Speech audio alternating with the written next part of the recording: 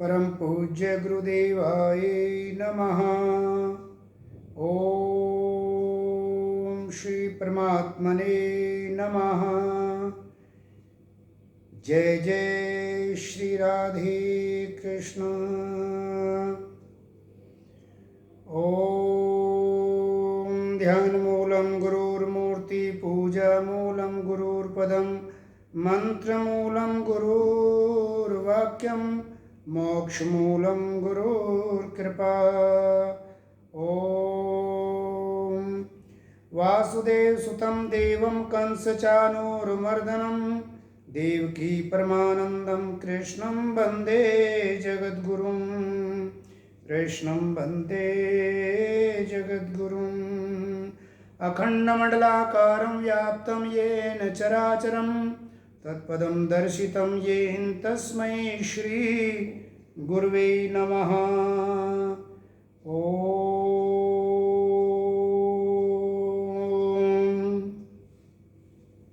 आत्मीय जन, भगवत प्रेमी प्यारे भाई और बहनों, अपना सत्संग चल रहा है। भगवान श्री कृष्ण अर्जुन को शरीर के तप के विषय में बताते हुए कहते हैं कि देवताओं, ब्राह्मण और विद्वान जनों का पूजन करना, उनका आदर करना, सम्मान करना,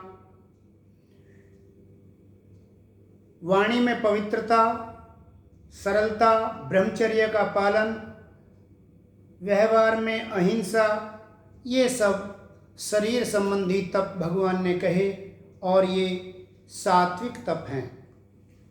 अब उससे आगे श्लोक 15 भगवान शरीर के तप बताने के उपरांत अब वाणी का तप बताते हैं कि वाणी का तप किस प्रकार होना चाहिए। अनुद्वेगकरं वाक्यं सत्यं प्रियहितं च यत् स्वाध्यायाभ्यासनं चैव वाङ्मयं तप उच्यते। भगवान ने कहा कि जो वाणी स्वयं के और दूसरे में उद्वेग पैदा ना करे, क्रोध पैदा ना करे, वैमनस्यता पैदा ना करे, इस प्रकार की प्रिय और हितकर वाणी, ऐसा संभाषण तथा जो वेद शास्त्रों का पढ़ने पढ़ाने वाला हो, स्वाध्याय करने वाला एवं परमेश्वर के नाम का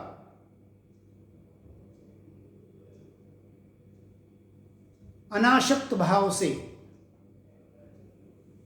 जप का अभ्यास करता है, वह वाणी, ये सब वाणी संबंधी तप कहा जाता है। भगवान कहते हैं कि अपनी वाणी से, कठोर वाणी से भी यदि किसी को दुख पहुंचे, उसके उद्वेग का, क्रोध का अथवा हीनता का भाव पैदा करे, तो ऐसी वाणी सात्विक नहीं हो सकती। अर्थात कहने का तात्पर्य है कि प्रिय और हितकारक, स्वयं का और अन्य में, परमात्मा के श्री चरणों में जो प्रेम पैदा करने वाली वाणी है, तथा इस वाणी से जो परमात्मा का नाम जाप होता है, इस वाणी से जो सत्शास्त्रों का अध्ययन, पठन पाठन होता है, ये सब वाणी के तप हैं। अब आगे भगवान शरीर का, वाणी का तप बता के तत्पश्चात मन से संबंधित तप के बारे में बताते हैं कि मन का तप कैसा हो। श्लोक 16 में भगवान कहते हैं, मना प्रसाद सौम्यत्वं मौनात्म विनिग्रह भाव संशुद्धिर्ते तत्तपो मानसम उच्यते। मन की प्रसन्नता, शांत भाव, परमपिता परमात्मा का अंतःकरण में चिंतन करने का जो स्वभाव तथा मन का निग्रह, मन का संयम और अंतःकरण के भावों की भली भांति पवित्रता, इस प्रकार यह मन संबंधी तप कहा जाता है। यहाँ पर मनोभाव की प्रधानता अमुक अमुक क्रिया और व्यवहार करने में है, इसलिए इसे मानसिक तप कहा गया। क्योंकि जो प्रसन्नता है यह भाव ही है, शांत रहना यह भी भाव है, और निरंतर परमपिता परमात्मा के चिंतन से संलग्न रहना यह भी मन से ही संबंधित है। अर्थात मन की प्रधानता होने से इसे मन का तप कहा जाता है। भगवान कहते हैं कि उपरोक्त जो कायिक, वाचक और मानसिक, ये तीनों तरह का जो तप कहा, इस तप में सात्विक भाव भगवान ने बताया है। क्योंकि जो इससे पहले तामस और राजस का भगवान ने वर्णन किया, यहाँ वैसा नहीं है। परंतु ये जो तीनों तप भगवान ने बताए, शरीर का तप, मन का तप और वाणी का तप, ये तीनों सात्विक हैं। और इसीलिए भगवान अब अगले श्लोक में सात्विक तप के लक्षण बताते हैं। जैसे तप शब्द में तो सारे ही प्रकार के तप आ गए, लेकिन इन तीनों से संबंधित भगवान कह रहे हैं कि तप के वास्तविक लक्षण क्या हैं। और जैसा परमपिता परमात्मा ने तीनों तप के विषय में बताया, वे सारे लक्षण किस प्रकार से हैं। अब श्लोक 17 में भगवान कहते हैं, श्रद्धया प्रया तप्तं तपः तत् त्रिविधं नरैः ऐफ्लाकांक्षिभिः युक्तैः सात्विकं परिचक्षते। भगवान कहते हैं कि इन तप को सात्विक कहते हैं। किसे? फल को न चाहने वाले योगी। इस विषय पर श्री भगवान ने बहुत जोर दिया है। अभी तक जो भी परमपिता परमात्मा के द्वारा बताए गए उपदेशात्मक इस अमृत वाणी को, इसमें देखा कि चाहे वो यज्ञ हो, चाहे वो तप हो, अथवा हमारी सांसारिक या सात्विक क्रियाएं हों, आध्यात्मिक क्रियाएं हों, सब के पीछे जो एक बड़ा भाव है वो है अनासक्ति का। उसमें आसक्ति का भाव ना होना, अमुक फल की प्राप्ति की उत्कंठा का ना होना, इच्छा का ना होना, अर्थात कर्तृत्व भाव से अमुक अमुक क्रियाओं का करना। इसके लिए परमपिता परमात्मा ने बहुत जोर दिया है। और यहाँ भी श्रद्धा सहित सात्विक तप के लक्षण बताते हुए भगवान कहते हैं कि फल को न चाहने वाले योगी पुरुषों द्वारा परम श्रद्धा से किए हुए उन पूर्वोक्त जो अभी पहले कहे, जो शारीरिक तप के बारे में ब्रह्मचर्य, अहिंसा, पवित्रता, सरलता इत्यादि के बारे में बताया, मन की प्रसन्नता, परमपिता परमात्मा के नाम का चिंतन जो मन के भाव से भगवान ने बताया, शांत भाव का रहना, वाणी का कि अपने वाणी से किसी को दुख ना पहुंचाना, वाणी में भी अहिंसा का भाव होना, परहित का भाव होना, मीठी और माधुर्य वाणी का होना, दूसरे में उद्वेग पैदा न करने वाले वचनों का ना बोलना, ये वाणी का तप जो कहा। तो भगवान ये कह रहे हैं पूर्वोक्त में जो तीनों प्रकार के तप कहे गए हैं, ऐसे तपों को सात्विक तप कहते हैं। इसमें विशेष क्या कि फल को न चाहने वाले योगी पुरुषों द्वारा, और एक इसमें और किसका पुट, श्रद्धा, अर्थात सात्विक भाव से पूर्ण रूप से परमपिता परमात्मा को समर्पण का जो भाव है, जो सत्य का आलंबन करके जो समर्पण है, उसे श्रद्धा कहा है। तो वही श्रद्धा, तो भगवान कह रहे हैं कि ऐसे योगी पुरुष जो परम श्रद्धा के साथ, परम श्रद्धा मतलब सर्वोपरि मानते हुए, कर्तव्य भाव से और अनासक्त भाव से, अफलाकांक्ष भी युक्त ही, कैसा होना चाहिए भाव, जिसमें फल की इच्छा का भाव ना हो। हम परमात्मा के सदैव सेवक हैं। परमात्मा हमारे परम पिता हैं, पिताओं के हमारे पिता हैं। उनके ध्यान करना, नाम गुण लीलाओं को चिंतन करना हमारा कर्तव्य है। अंश का अपने अंशी की तरफ बढ़ना परम कर्तव्य है। तो इस भाव से, कर्तव्य भाव से समस्त तपों को करता हुआ व्यक्ति जो आगे बढ़ता है, तो भगवान कहते हैं ये सब तप कैसे हैं, सात्विक कहते हैं। अब भगवान आगे राजस और तामस तप के विषय में बताते हैं। 18वें श्लोक में भगवान राजसी तप के लक्षण बताते हैं।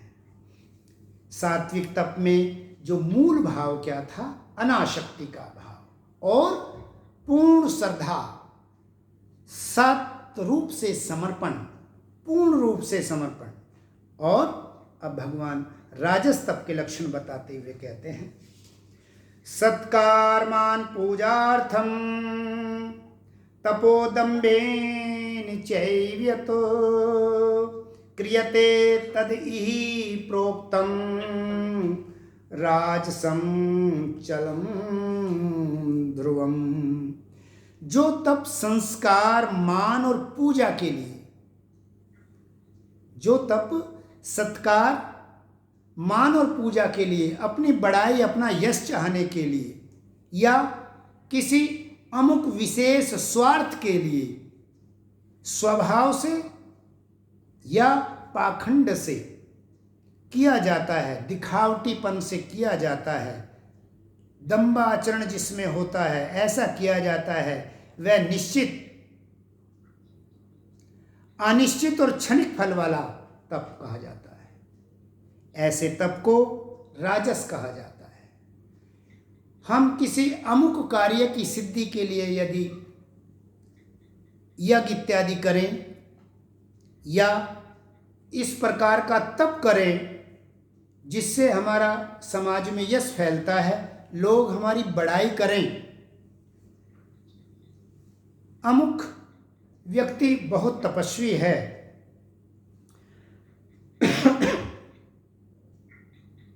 अगर हमारा स्वयं का ये भाव है कि लोग हमारा सम्मान करें, हमें यश प्राप्ति हो, इस हेतु यदि हम तप करते हैं, अथवा अमुक तप करने से मुझे अमुक फल की प्राप्ति होगी, यदि ये हमारे अंतःकरण में हमारा स्वभाव है, या हम इस हेतु समाज में अपने आप को प्रकट करते हैं, तो यह कैसा है, एक तो क्षणिक है, सदा रहने वाला नहीं है।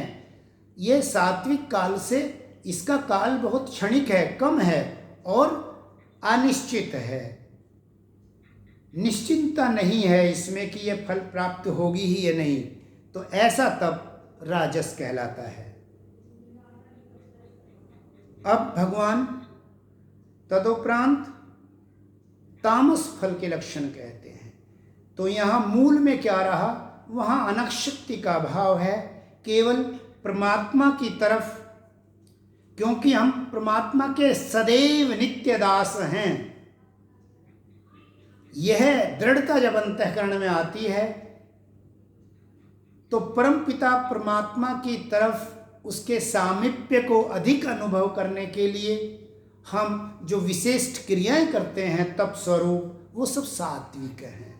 परंतु यदि हमें फल की इच्छा है या यूं इच्छा है कि कोई हमारा सम्मान करे, लोग हमारी मान करें या हमें पूजनीय समझा जाए, अगर ये भाव है तो वह राजस है। और राजस जो है बहुत दिन तक टिकने वाला नहीं, यह अनिश्चित और क्षणिक है। और अब भगवान ऐसे तप जो तामसी कहलाता है उसके लक्षण बताते हैं। और लक्षण बताने का तात्पर्य परमात्मा का यही है कि ये त्याज्य हैं, तजने योग्य हैं। अगर ये इन्हीं का कोई अंश हमारे अंतःकरण में है तो ये हमें त्यागना चाहिए। किसी विशेष गुण के त्याग का जो हमारा प्रयास है ये भी तप ही है, पर ये तप कैसा है?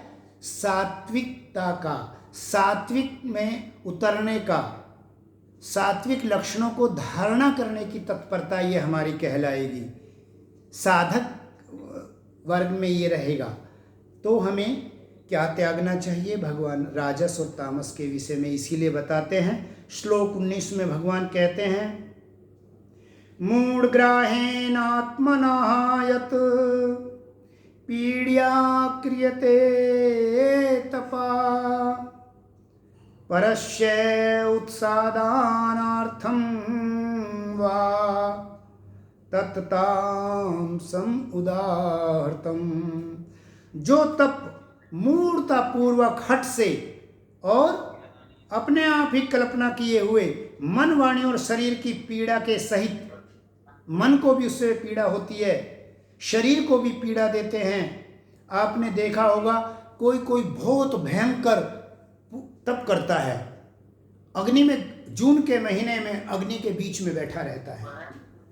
तो इस तप में उनका भाव क्या है, इस बात को कहता है। तो इस प्रकार के घोर तप जिनसे शरीर को, मन को, इनको अगर पीड़ा पहुंचती है, जिसकी वाणी में इतनी कठोरता, वैमनस्यता पैदा करने का भाव है, ईर्ष्या का भाव है, द्वेष का भाव है, अर्थात मन, वाणी और शरीर को संपूर्ण पीड़ा करने वाला जो तप है, या दूसरों का अनिष्ट करने वाला हो, जो दूसरे का अनिष्ट करने वाला है, ऐसा जो तप है वह तामसी कहा जाता है। अर्थात जिसमें दूसरे का हित ना हो, दूसरे का अनिष्ट करने का जिसमें भाव हो, तथा जो मूढ़ता पूर्वक, अज्ञान पूर्वक अपने मन मर्जी से इस प्रकार के जो हठ से तप किए जाते हैं, वो तप कैसे कहलाते हैं?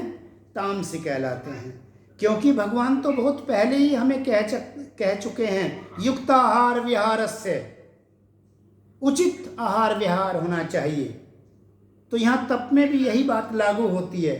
परंतु जो अपनी मनमर्जी से सत्शास्त्रों की अवहेलना करते हुए, ज्ञानी पुरुषों की शरणागतों को प्राप्त न होते हुए अपनी मनमर्जी से इस प्रकार के कठोर और शरीर मनवानी को हानि पहुंचाने वाले अथवा दूसरों का अनिष्ट भाव से किए जाने वाले जितने भी तप हैं, वो सब तामसी और त्याज्य तप कहलाते हैं।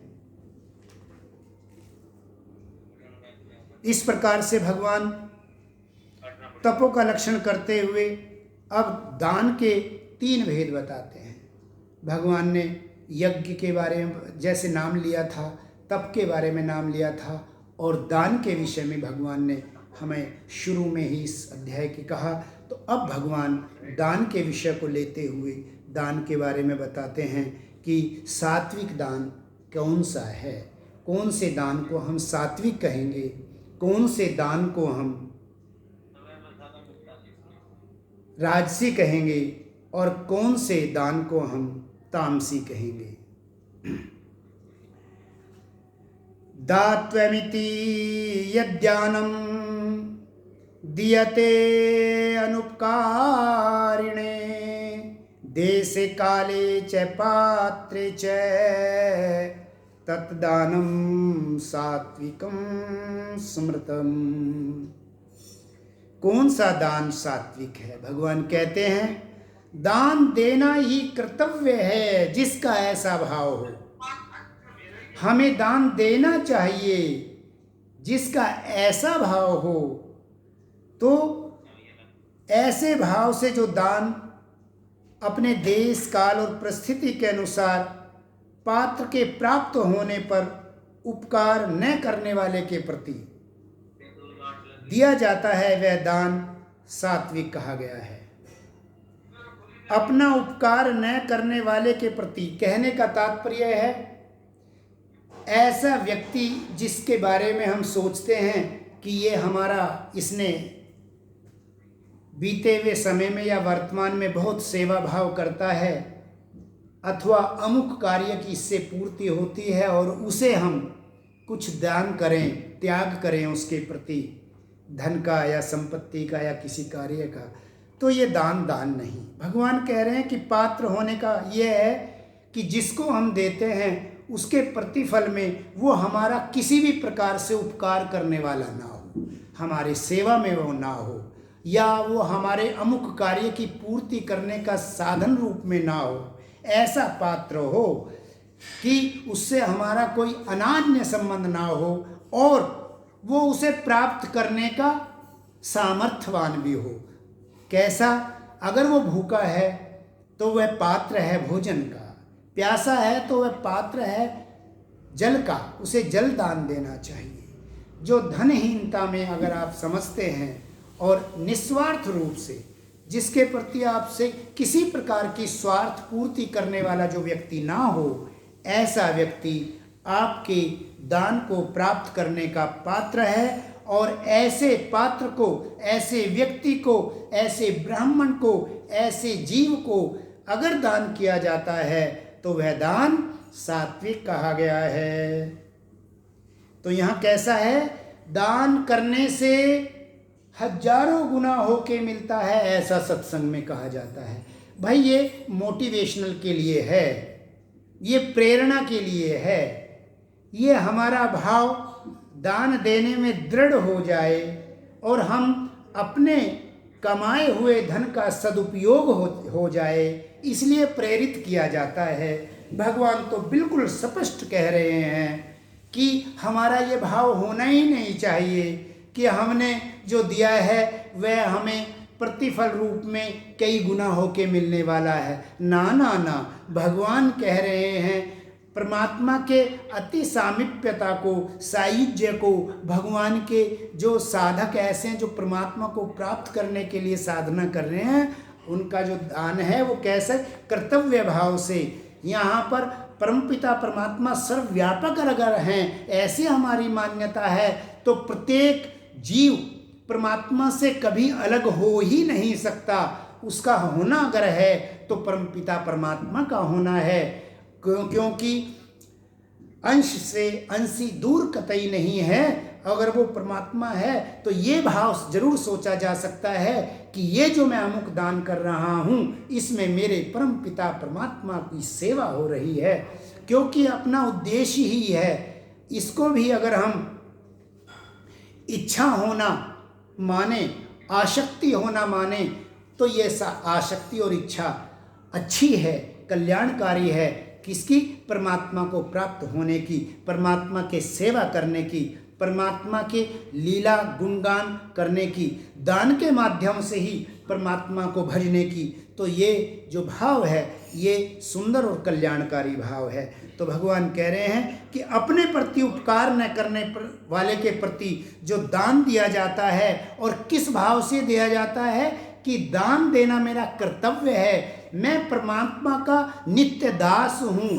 परमात्मा की सेवा भाव से जो इस प्रकार से दान दिया जाता है वो सात्विक कहलाता है। अब अगले श्लोक में भगवान दान के कौन से राजस लक्षण हैं, अर्थात राजस दान के विषय में उनके लक्षणों का वर्णन करते हुए भगवान कहते हैं, यत्तु प्रत्योपकार्थम फलमुद्दिश्य वा पुनः दीयते च परिक्लिष्टं तत्दानं राजसं स्मृतम्।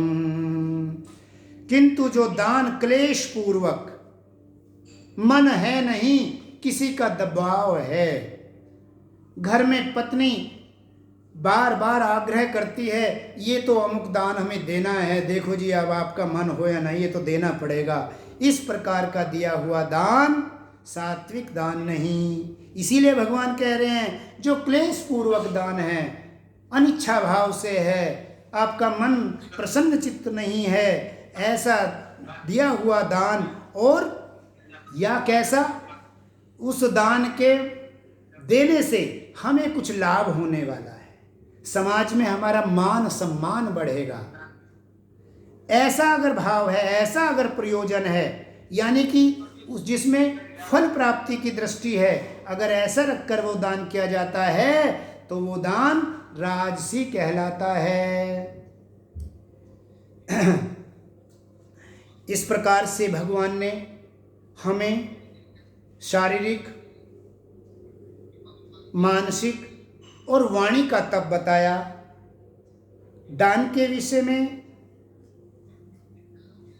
तामस दान के कैसे लक्षण हैं वो भगवान हम अगले सत्संग में कहेंगे।